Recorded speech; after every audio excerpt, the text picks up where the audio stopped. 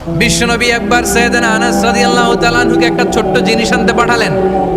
সাইয়েদনা আনাস রাদিয়াল্লাহু তাআলা আনহু জিনিসটা আনতে যে মদিনার অলিতে গলিতে বাচ্চাদের খেলা দেখে জিনিস আনতে ভুলে খেলায় দাঁড়িয়ে গেলেন। ছোট মানুষ, ছোট্ট একটা বাচ্চা যদি আমার সাথে নেই, সে কি আমার প্রয়োজন বুঝবে? আমার সেন্টিমেন্ট যেরকম বাচ্চা কি ওটা টের পাবে? ছোট্ট আনাসকে বললেন, আমার জুব্বা নিয়ে আস। বিষ্ণু ইসলাম শাম দেশের জুব্বা পড়তো, বলতেন জুব্বা নিয়ে এসো। জুব্বা আনতে যখন বেরোলেন আনাস রাদিয়াল্লাহু তাআলা আনহু, দেখলেন মদিনার অলিতে গলিতে বাচ্চারা কুতকুত খেলে।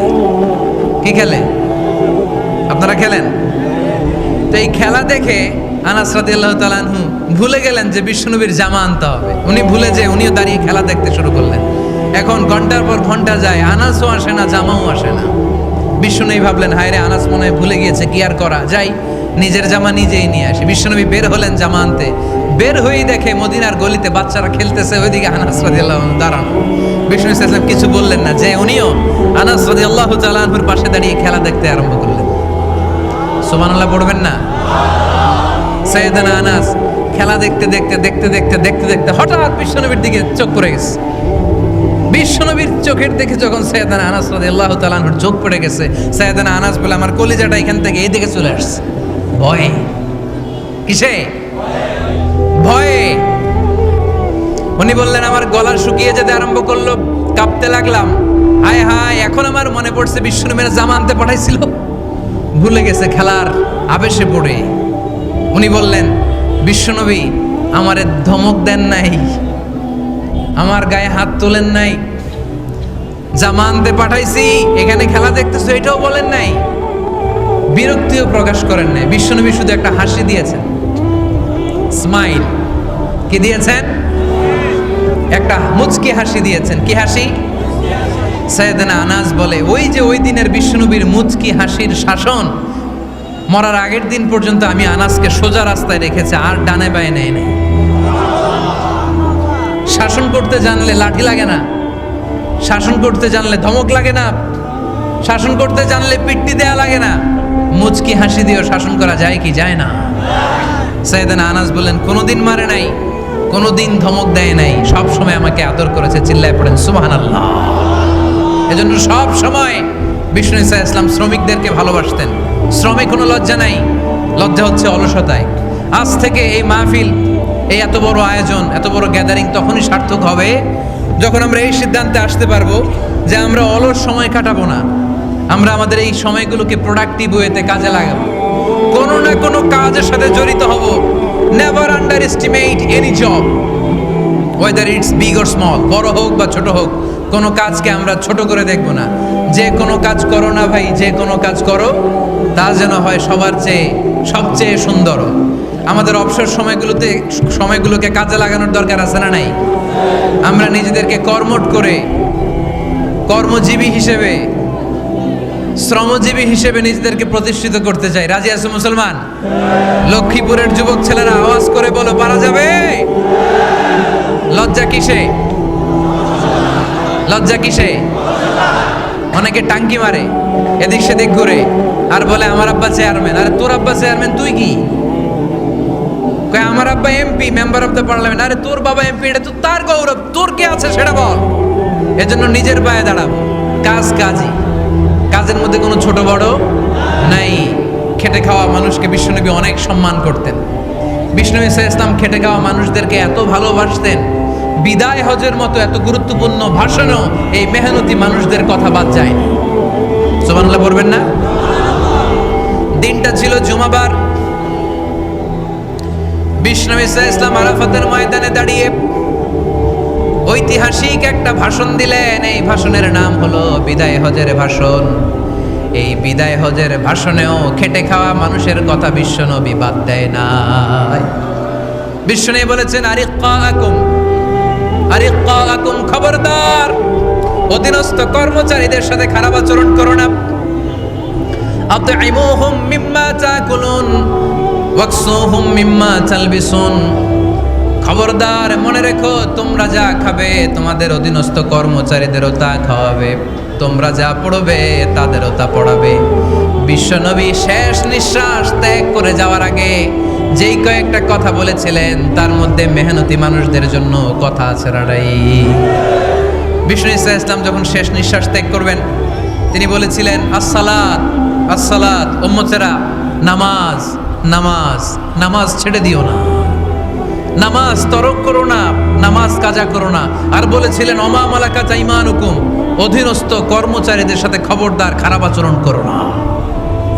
যারা কর্মচারীদের সাথে খারাপ আচরণ করে, যারা মানুষের কাছ থেকে শ্রম নিয়ে কাজ করিয়ে টাকা দেয় না, কিয়ামতের দিন তাদের বিরুদ্ধে মামলা দায়ের করবে কে? কে করবে? হাদিসে কুদসি সাক্ষী বিষ্ণু ইসা ইসলাম বলেন, আল্লাহ তাআলা ফরমান আনা খাসমুহুম সালাসাতুন আনা খাসমুহুম ইয়াউমাল কিয়ামা। তিন শ্রেণীর ব্যক্তির বিরুদ্ধে আল্লাহ বলেন আমি নিজেই কিয়ামতের দিন মামলা দায়ের করব। I will be against them in the day of judgment. Three categories of people I will be against them in the day of judgment. তিন শ্রেণীর লোক কিয়ামতের দিন তারা ছাড় পাবে না। আল্লাহ বলেন আমি নিজেই তাদের বিরুদ্ধে মামলা দায়ের করব। এর মধ্যে এক শ্রেণীর লোক হচ্ছে রাজুলুন ইস্তাআজারা জিরান ফাস্তাউফা মিনহু ওয়া লাম ইয়াতি আজরা। একজন শ্রমিক ভাড়া করে তার কাছ থেকে কাজ নিয়েছে কিন্তু তার পারিশ্রমিক আদায় করে নাই। এরকম আছে না নাই? দাপট দেখায়, দাপট দেখায় ইউনিভার্সিটির ক্যান্টিনগুলোতে। ইউনিভার্সিটির ক্যান্টিনে যায় খায় মাগার বিল দেয় না, এরকম ডাকাইত আছে না নাই? চায়ের দোকানে চা খায় আগে পরে দিমু বিল দেয় না, আছে না নাই? দোকানে যে পণ্য কিনে বিল দেয় না, পরে দিমু, আছে না নাই? কিয়ামতের দিন আল্লাহ তোরে মাস্তানি ছুটাবে, চিল্লা এখন ঠিক কি না? আনা খাসমুহুম, আমি নিজেই তাদের বিরুদ্ধে মামলা দায়ের করব। কথাটা কার? এজন্য বিশ্বনবী বললেন খবরদার, মেহনতি মানুষ, খেটে খাওয়া মানুষ, এদের দোয়া কবুল হয়ে যায়। আতুল আজিরা আজরাহু ক্বাবলা আন ইয়াজিফা আরাকুহু। খবরদার, বিশ্বনবী বললেন শ্রমিকের ঘাম শুকিয়ে যাওয়ার আগে তাদের পারিশ্রমিক মিটিয়ে দাও।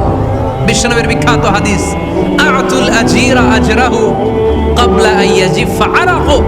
শ্রমিকের ঘাম মাটিতে লাগার আগে, শুকিয়ে যাওয়ার আগে তাদের পারিশ্রমিক মিটিয়ে দাও। কেননা তারা যদি বদদোয়া করে তোমার জীবনরে জাহান্নাম বানিয়ে দিবে কে?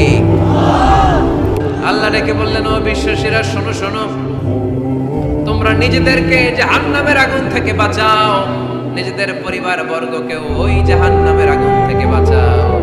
যেই জাহান্নামের রক্ষী ফেরেশতারা খুব নির্দয়, খুব নির্মম, এদের চেহারায় হাসি নাই। রব্বুল আলামিন তাদেরকে যা আদেশ করে তারা তাই পালন করে। ওই ফেরেশতারা আল্লাহর কোনো আদেশের অবাধ্য হয় না। ওই জাহান্নামকে ভয় করো, আর জাহান্নাম থেকে নিজেও বাঁচো, নিজের পরিবারকেও বাঁচাও। নিজেও বাঁচতে হবে, পরিবারকেও বাঁচাতে হবে, নিজেও জান্নাতে যেতে চাই। আব্বা আম্মা, স্ত্রী, সন্তান, ভাই বোন সবাইকে নিয়ে জান্নাতুল ফেরদাউসে থাকতে চাই, ঠিক কি না? এজন্য রব্বুল আলামিন বিশ্বনবীকে আদেশ করলেন ওয়া'মুর আহলাকা বিস-সালাতি ওয়াসতাবির আলাইহা। ও নবী, আপনি আপনার ফ্যামিলির সদস্যদেরকে সালাতের আদেশ করেন এবং নিজেও সালাত পালনে সচেষ্ট হন। একা একা সালাত পালন করলে হবে না, আপনার পরিবারের সবাইকে আপনি মুসল্লি বানান। নিজেও সালাত পড়েন, সন্তানদেরকেও সালাত কায়েমকারী বানান। আপনি একা একা নামাজ পড়েন, আপনার ছেলে নামাজ পড়েন, এরকম আসরা নাই? বাবা নামাজ পড়ে, মা নামাজ পড়ে না, আসরা নাই? ভাই নামাজ পড়ে, বোন নামাজ পড়ে না, আসরা নাই? আচ্ছা, আমি জান্নাতে থাকবো, আমার মা থাকবে জাহান্নামে, এটা ভালো লাগবে? আমি থাকবো জান্নাতে, আমার আব্বা জাহান্নামে, ভালো লাগবে কার কার? আমি থাকবো জান্নাতে, আমার ছেলে মেয়েগুলো জাহান্নামে। আমি জান্নাতের নাজ নিয়ামত ভোগ করবো, আমার স্ত্রী থাকবে জাহান্নামের আগুনে, এটা আমাদের ভালো লাগবে? এজন্য মুমিন পরিবারের সবাই আমরা জান্নাতে যেতে চাই। আমিও যাব, মা বাবাও যাবে, আমার স্ত্রী সন্তানরাও যাবে। এজন্য রব্বুল আলামিন বিশ্বনবীকে বললেন নবী নিজেও জাহান্নামের আগুন থেকে বাঁচেন, আপনার পরিবার বর্গকেও জাহান্নামের আগুন থেকে বাঁচান। নিজেও বাঁচেন, পরিবারকেও বাঁচান। এজন্য মুসল্লি ভাইরা সাবধান, একা মুসল্লি হয়েন না। ইসলাম পালনকারীরা সাবধান, একা ইসলাম পালনকারী হবেন না। ফ্যামিলির সবাইরে মুসল্লি বানাইতে হবে, সবাই মিলে ইসলাম পালন করতে হবে, সবাই মিলে ঘরটার একটা জান্নাতের টুকরা বানাতে হবে, ঠিক কি না? মুমিন জীবনে পরিবারের গুরুত্ব অনেক বেশি। ফ্যামিলি হচ্ছে এই পৃথিবীর সর্বপ্রথম ইনস্টিটিউশন, প্রতিষ্ঠান। এক একটা পরিবার এক একটা কি প্রতিষ্ঠান, ইনস্টিটিউশন। গোটা বিশ্বে যদি ইসলাম পালন নিষিদ্ধ হয়, আমার পরিবারে আমার ইসলাম পালনের সুযোগ আছে না নাই? কথা কি বুঝতেছেন? বাংলাদেশ বাংলাদেশে ইসলাম পালন নিষিদ্ধ করে দেওয়া হলো, মসজিদে যাওয়া নিষিদ্ধ করে দেওয়া হলো, তাফসীর মাহফিল নিষিদ্ধ করে দেওয়া হলো, জুমার খুতবা নিষিদ্ধ করা হলো, ইসলামের সব অনুশাসন পালনকে রাষ্ট্রীয়ভাবে নিষিদ্ধ করা হলো। কিন্তু আমার পরিবারের ভেতরে ইসলাম পালনের সুযোগ আছে না নাই? আমার বেডরুমের ভিতরে কেউ নিষিদ্ধ করতে পারবে কিছু? কথা বলেন।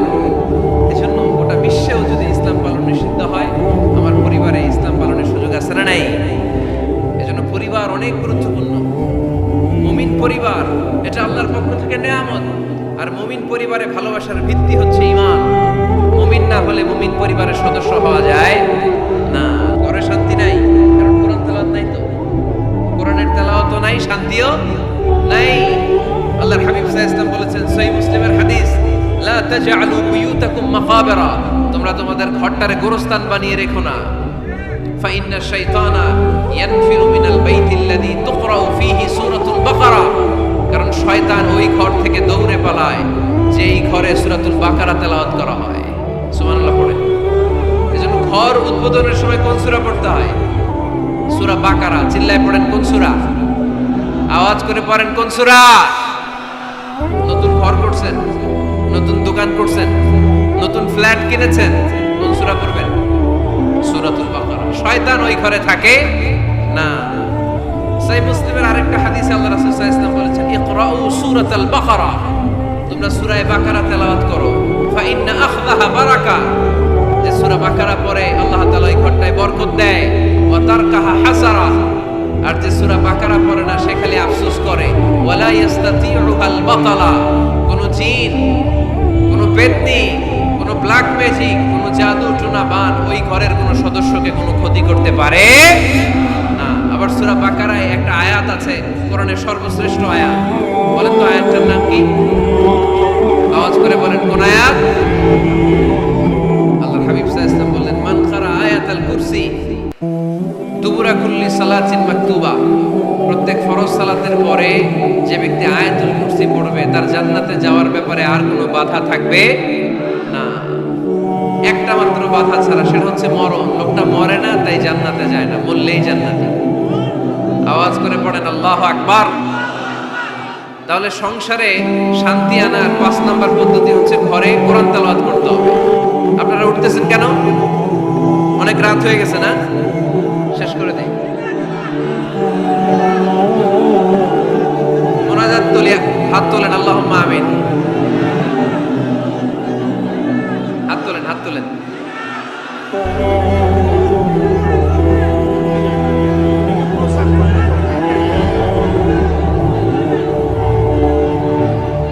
কি দোয়া করবেন না? আরো কয়েক মিনিট শুনবেন? মাঝখান দিয়ে যে 2-4 জন উঠা বসা করতেছেন কেন? পেশাব ধরছে এটা? ঠিক আছে, জি হয়। আসরের সময় আসছে? ওরে ওরে, মাগরিবের সময় আসছেন কে কে দেখি? এখন বাজে 10:40, এতক্ষণ ধরে বসা? হাত নামান। আসরের সময় আসছেন কারা কারা দেখি? আসর থেকে বসা, হাত নামান। জোহরের সময় আসছেন কারা দেখি? জোহরের সময় চলে আসছো তোমরা। আল্লাহ তুমি কবুল করো, আজকের মাহফিলটারে নাজাতের ওসিলা বানাও। তাহলে ঘরে সুখ শান্তি আর সমৃদ্ধি আনার 5 নম্বর ফর্মুলা হচ্ছে ঘরে কোরআনের তেলাওয়াত লাগবে। এখন কোরআনের তেলাওয়াত নাই, কোরআন আমরা শিখাতে চাই না, আছে না নাই? আমরা এখন ধর্মপ্রাণ হয়েছি কোরআন ছাড়া। কি ছাড়া? ধর্মপ্রাণ, ধর্মপ্রাণ, আমরা বড়ই ধর্মপ্রাণ। নামাজ রোজার কিছু নাই, ভুলেও ধরি না কোরআন। ধর্মপ্রাণ, রোজ সকালে শুনতাম আগে আল কোরআনের বাণী রে, আল কোরআনের বাণী। এখন শুনি সারে গামার দীপ্ত ফেনফেনানি। রোজ সকালে শুনতাম আগে আল কোরআনের বাণী রে, আল কোরআনের বাণী। এখন শুনি সারে গামার দীপ্ত ফেনফেনানি। ধর্মপ্রাণ মুসলমান আজকাল হয়েছে মডার্ন। ধর্মপ্রাণ, ধর্মপ্রাণ, আমরা বড়ই ধর্মপ্রাণ।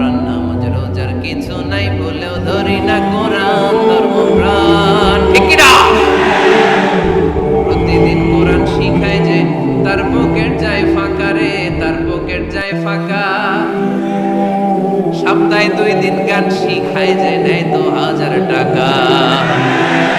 ধর্মপ্রাণ মুসলমান আজকাল হয়েছে মডার্ন, ধর্মপ্রাণ আমরা বড়ই ধর্মপ্রাণ, নামাজ রোজার কিছু নাই ভুলেও ধরি না কোরআন। ধর্মপ্রাণ,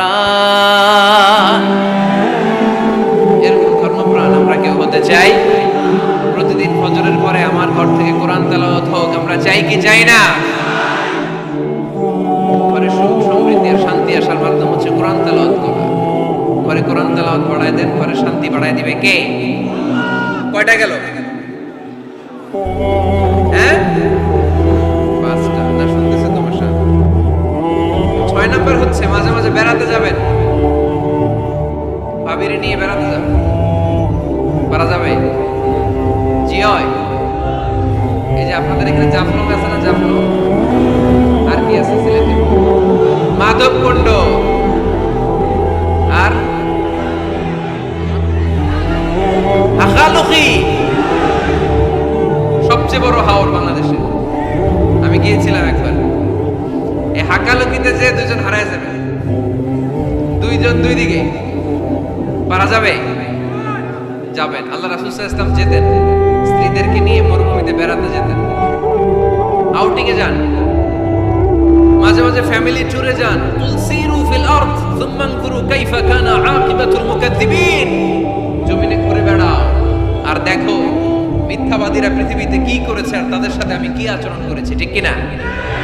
সুযোগ হলে মিশরে যান, ফেরাউনের লাশ দেখে আসেন। কারুনের বাড়িতে যান, ধ্বংসস্তূপ দেখে আসেন।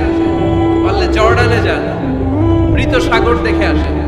সমকামিতার কারণে লূত আলাইহিস সালামের কওমের লোকদেরকে আল্লাহ জমিন থেকে উঠিয়ে একটা আঘাত করেছেন জমিনে। ফাজআলনা আলিয়াহা সাফিলাহা, জমিনের উপরের মাটিকে আমি নিচে ঢুকিয়েছি, নিচের মাটিকে আমি উপরে ঢুকিয়েছি।